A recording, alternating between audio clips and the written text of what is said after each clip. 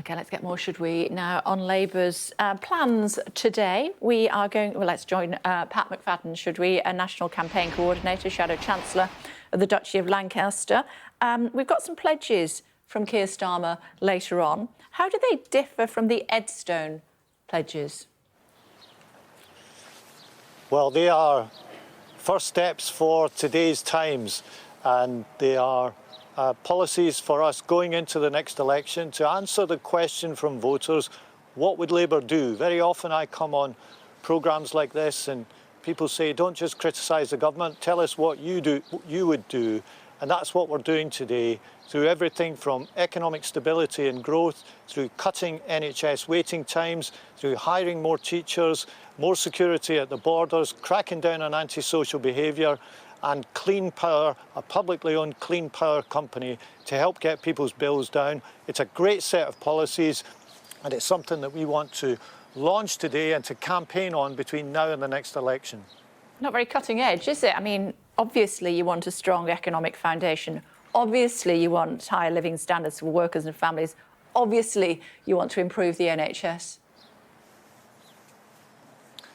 Well, if people say that this is not cutting edge, as you put it, I would say this would make a real difference to people's lives. If you are someone who's thinking of buying a home and you want to make sure that you're going to avoid the economic recklessness that put a sort of skyrocket under mortgage rates with Liz Truss, you'll know that we will not repeat that mistake. If you're waiting in pain for NHS treatment, you will know that 40,000 more appointments a week will make sure that we start to eat into those waiting lists and those high waiting times to get your treatment sooner. If your hometown is plagued by antisocial behaviour and you don't think there's enough of a response to it and it's degrading the quality of life in your area, you'll know that we take it seriously. If your child is being taught by supply teachers rather than permanently employed, properly qualified teachers, this will make a difference to your life. These are policies that are worth having and worth voting for. OK, you're going to put them on a headstone like you did with Ed Miliband? We're going to take out advertising in some newspapers today. They're going to be on campaign materials around the country.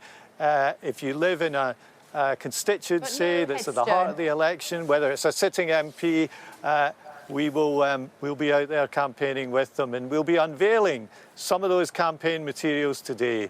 OK, no headstone, though, like you did with Ed Miliband, because that didn't really work out very well, did it? Well, these are policies for today's election, and the campaign materials will be very much from 2024. They're very similar. At least 3 of them are identical out of the 6, so 50%.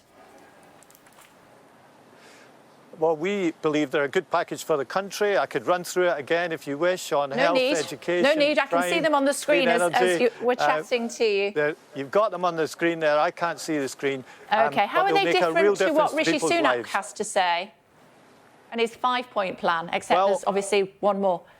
He's failing on his 5-point plan. He said he would get debt down. Debt's going up. He said he would get the NHS waiting down, and it's higher than he was when he made that promise, and so on and so forth. OK. Are you fully committed to ending tax breaks for private schools? A person less than... OK. OK, you know we've only got a short amount of time. There's no point in us talking over each other. Are you fully committed to ending tax breaks for private schools? Yes. OK. I was chatting to someone yesterday who said that they were thinking about voting Labour for the first time, but because of that, they are going to vote Conservative. What would you say to him to change his mind? I think this is a policy that's fair to the whole country. We believe that it's every parent's choice to send their child to private school. If people want to do that, that's absolutely their choice. But it's going to cost we them do 20% believe it's right more. to pay VAT on that, and the proceeds from that will be used to benefit the education for the whole country, for the 93% of children that are in the state system. 2 more things before I let you go. A fair way to do this. Andy Burnham, who you'll know very well indeed, I think you've probably served with him previously, he says the infected blood scandal is an absolutely national scandal and people should go to jail. He called it a criminal cover-up. What would you say? Well, we're expecting the final report in a few days' time. It's important that we get compensation to those affected. That's something we've been calling for some time, and something that we'll be saying again when that final report is published next week. Do people need to go to jail? Well, that's a decision. That's a decision for prosecutors, but if the prosecutors have the evidence to make that decision, then of course they should use it. This is indeed a national scandal, and it's right that we draw a line under it, make the proper apology and get the compensation to people who were affected. Right, Pat, tell me what's going on with your properties. I'm reading about it in the Telegraph this morning. Talk to me about your living arrangements. Why did you claim £40,000 on expenses for rent on a constituency home despite owning the home next door? Well, the rules were changed about 10, 12 years ago, and I complied with the rules. I no longer own that property. It was sold 6 or 7 years ago at a loss, which I covered personally. This was in response to what was in many ways a retrospective change in the rules, and I've always complied with the IPSA rules. I've complied with them throughout. IPSA is the authority that governs all this for MPs, so I've always stuck to the rules, and they have never said there's anything wrong with my living arrangements. Should taxpayers be subsidising MPs' property portfolios? Well, this goes back a lot longer than me. It's always been the case that if an MP is in two constituencies... Not my question, Pat. Should taxpayers be subsidising MPs' property portfolios? Well, there was no subsidy of a property portfolio. I don't have a property portfolio. You had two properties next to each other. The rules used to be that MPs could have a property in their constituency and a property in London. It used to be that that was through paying interest-only mortgages. That was changed about 10 or 12 years ago. Sir Alistair Graham, a former chairman of the Committee on Standards in Public Life, says MPs have a strong responsibility to ensure they keep to the minimum amount that they need to claim from public funds. You owned two properties next to each other. Do you think you abided by that? I didn't own two properties next to each other. You're wrong about that. OK, what did you do? What